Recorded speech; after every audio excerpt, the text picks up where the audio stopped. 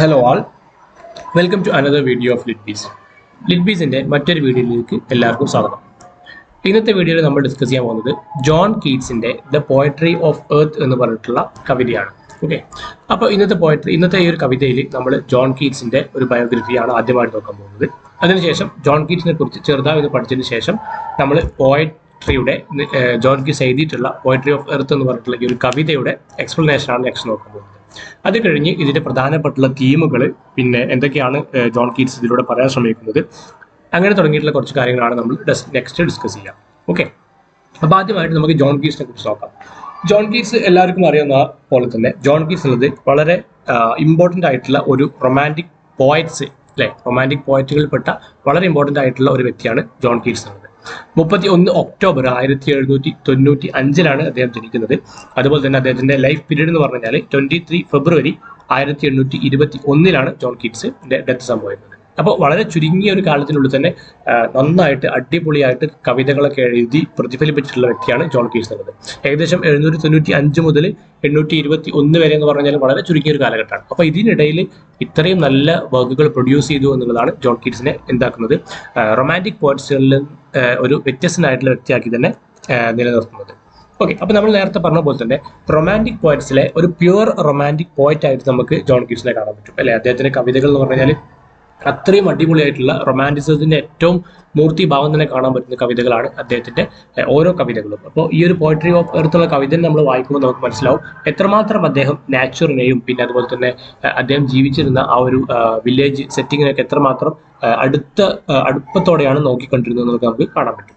ഓരോ കാര്യങ്ങളും റൊമാൻറ്റിസൈസ് ചെയ്തിട്ടാണ് അദ്ദേഹം ഇതിൽ വിവരിക്കുന്നത്.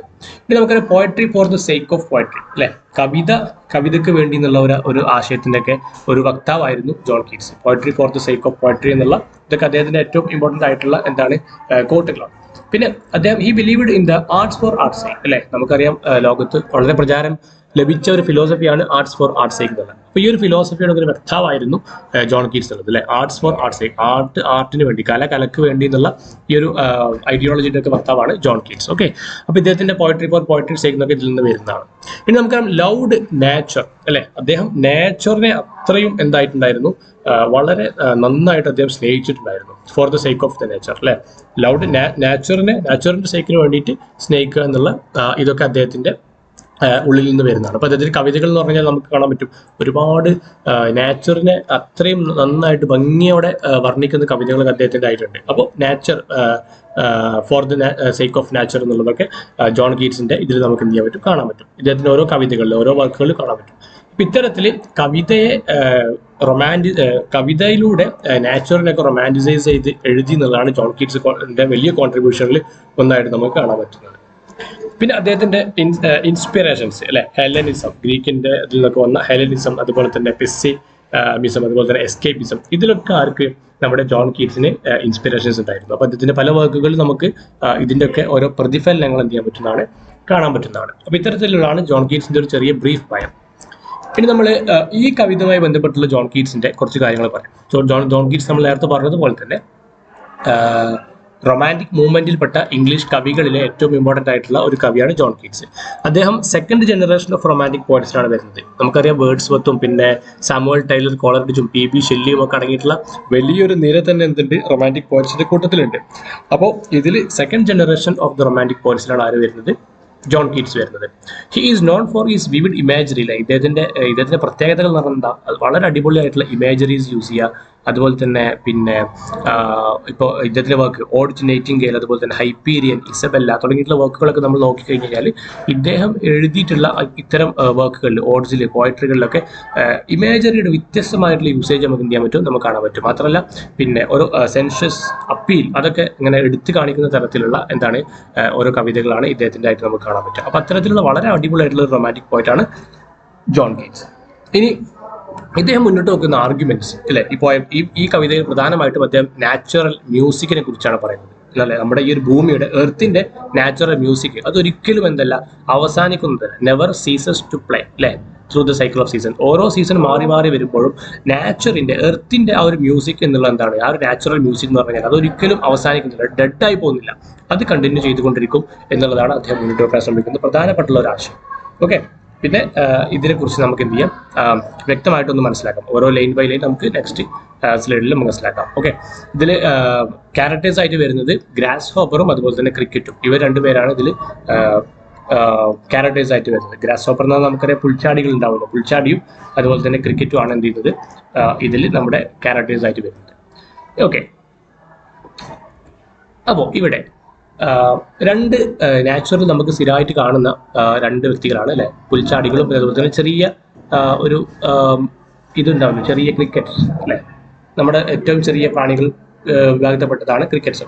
അപ്പൊ ഇവർ രണ്ടുപേരെയും അത്രയും സൂക്ഷ്മമായി നിരീക്ഷിച്ചാണ് എന്ത് ചെയ്തത് ജോൺ കീറ്റ്സ് ഈ ഒരു കവിത എഴുതുന്നത്. ഫസ്റ്റ് ലൈനിൽ നോക്കാം, the poetry of earth is never dead.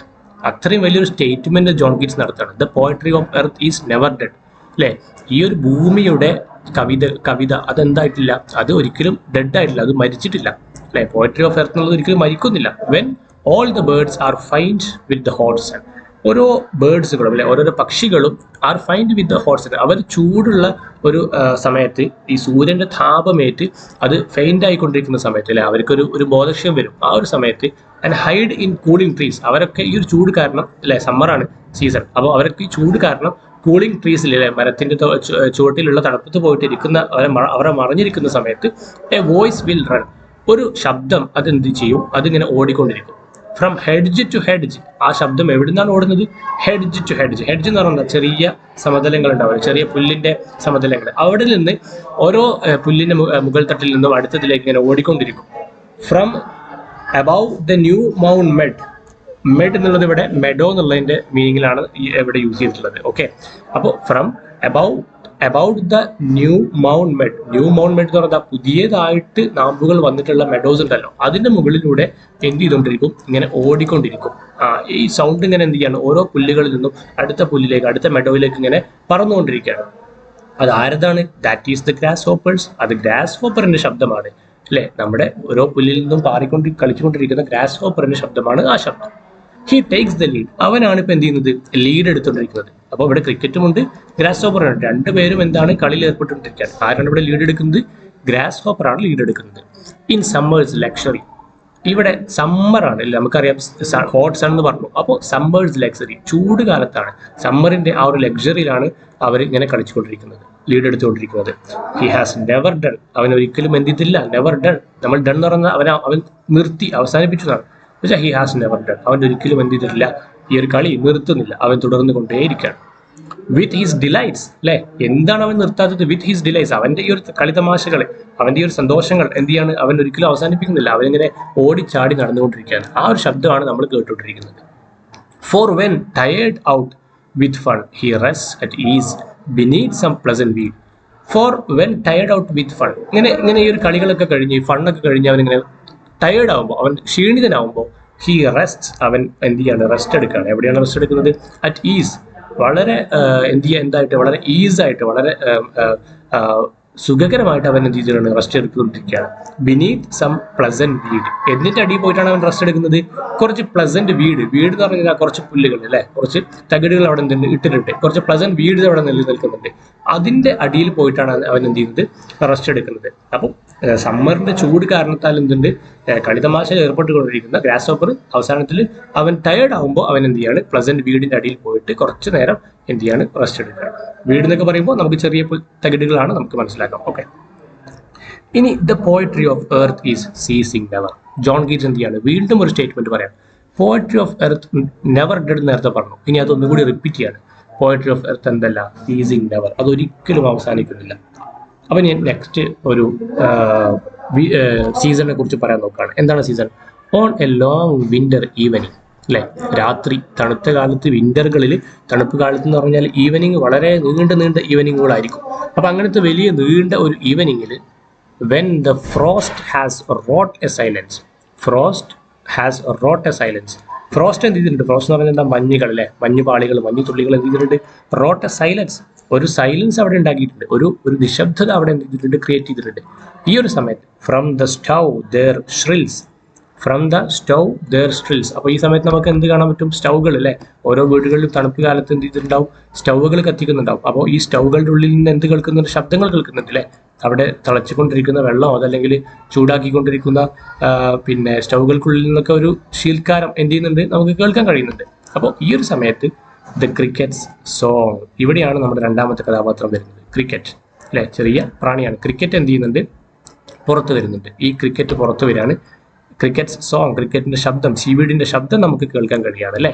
In warm increasing ever, ഈ ഒരു ചൂടിൽ, ചെറിയ ഒരു ചൂടിൽ ഇൻക്രീസിങ് എവർ, അതിങ്ങനെ വലുതായിക്കൊണ്ടിരിക്കുകയാണ് അല്ലെ. സീവീഡിന്റെ ശബ്ദം നമ്മൾ തണുത്ത കാലത്ത് രാത്രിയിൽ നമുക്ക് അതിന്റെ ശബ്ദം ഇങ്ങനെ വളർന്ന് വളർന്ന് വളർന്ന് വരുന്നതായിട്ട് കാണാൻ പറ്റുന്നു.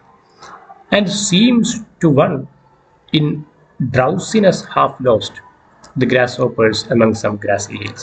And seems to one, നമുക്കത് എന്ത് തോന്നും ഇങ്ങനെ ഈ ഒരു ശബ്ദം അല്ലെ, വാംത്തായിട്ടുള്ള ഇൻക്രീസിംഗ് ആയിട്ടുള്ള ശബ്ദം കേട്ട്, ക്രിക്കറ്റിന്റെ ശബ്ദം കേട്ട്, ആൻഡ് സീംസ് ടു വൺ, നമുക്കത് തോന്നും ഇൻ ഡ്രൗസിനെസ് ഹാഫ് ലോസ്റ്റ്, അവൻ എന്ത് ചെയ്തിട്ടുണ്ട്, പകുതി മയക്കത്തിലാണ് എന്നുള്ള ഒരു ഇത് നമുക്കിങ്ങനെ ദ്യോതിപ്പിക്കുന്നുണ്ട്, അങ്ങനെ തോന്നുന്നുണ്ട്. ഡ്രൗസിനെസ് എന്ന് പറഞ്ഞാൽ ഒരു ചെറിയൊരു മയക്കം, ഹാഫ് ലോസ്റ്റ്, അവന് ചെറുതായിട്ടൊക്കെ എന്ത് ചെയ്തിട്ടുണ്ട്, അവന്റെ ബുദ്ധി നശിച്ച് ഇങ്ങനെ ഒരു ഡ്രൗസിനെസ്സിലാണ് നിൽക്കുന്നത് നമുക്ക് ചിലപ്പോൾ തോന്നാം.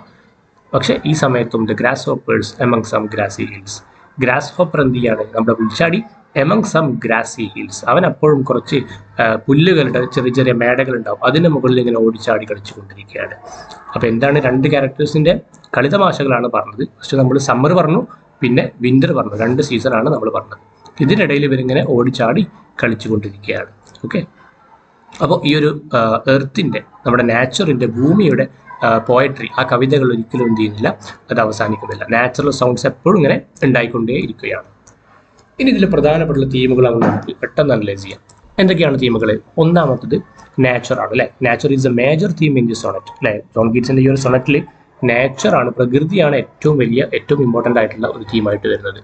Nature is seen as a revered figure throughout ഇല്ല. ഈ ഒരു പോയം മൊത്തം നമുക്കറിയാം, സമ്മറിലാണെങ്കിലും വിന്ററിലാണെങ്കിലും നാച്ചറിനെയാണ് എന്ത് ചെയ്തിട്ടുള്ളത്, ഒരു വലിയ ഒരു ഫിഗർ ആക്കി കൊണ്ടുവന്നിട്ടുള്ളത്. രണ്ടാമത്തത് എന്താ, സീസൺസ് ആണ് അല്ലേ. നമുക്കറിയാം സമ്മറും വിന്ററും 2 പാരലൽ സീസണാണ്. സമ്മറിൽ വളരെ ഡിഫറെൻ്റ് ആയിട്ടുള്ള ഒരു കാഴ്ചകളാണ് നമ്മൾ കാണുക.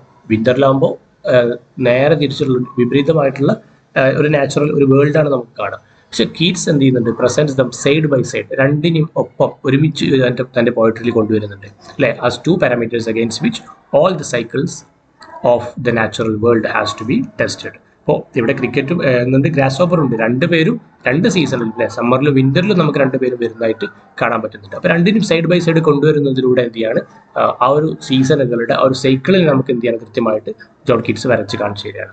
ഓക്കെ, ഇനി അടുത്തൊരു തീം എന്താണ്, ഹോപ്പാണ് അല്ലേ. 2 പേരും ഇവിടെ നമ്മുടെ ക്യാരക്ടേഴ്സ് ആയിട്ടുള്ള ഗ്രാസ് ഹോപ്പറും അതുപോലെ തന്നെ ക്രിക്കറ്റും, ഇവർ 2 പേരും symbols of the ഹോപ്പാണ്.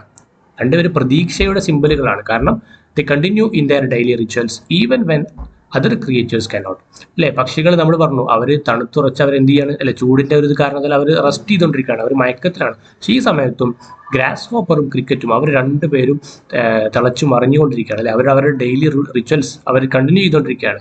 They provide everyone with hope, അവരാണ് എന്ത് ചെയ്യുന്നത്, എല്ലാവർക്കും ഹോപ്പ് കൊടുക്കുന്നത്, പ്രതീക്ഷ കൊടുക്കുന്നത്.